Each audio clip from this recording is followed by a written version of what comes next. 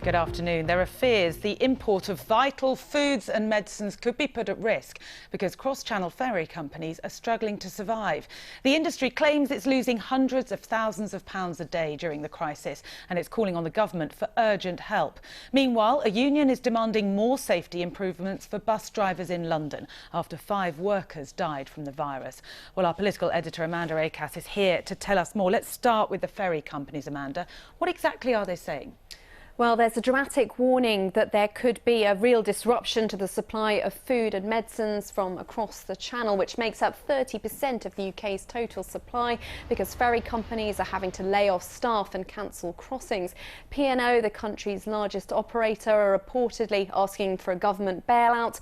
The Department for Transport have told us that they'd urge all firms to look at the existing business support available, but say that they are in close discussions with maritime companies. Today, the UK Chamber of Shipping said the current situation is unsustainable.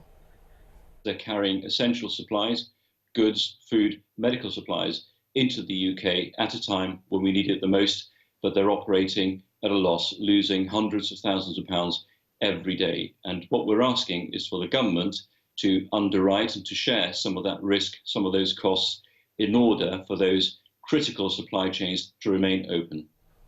And meanwhile, there are calls today for more to be done to protect bus drivers in London. Yes, so we learnt at the weekend that 3 London bus drivers and 2 control staff have died after getting the infection. TfL say that they are deep cleaning vehicles, putting up screens and providing hand sanitizer. Today, Unite the Union said they're in discussions about providing staff with more PPE and moving to a system where passengers only board from the central doors of the bus. There's a real fear, there's a real anxiety out there. Drivers have been continuing to come to work because they understand that they're providing an essential service, getting health workers, care workers, supermarket workers to their places of work, and they want to continue with that. But clearly they deserve and expect to be safe. And in Kent, there are plans for a memorial for Amy O'Rourke, the nurse who died last week. Yes, so we heard on Friday that Amy, who was 39 years old, had died at the QEQM hospital in Margate where she worked.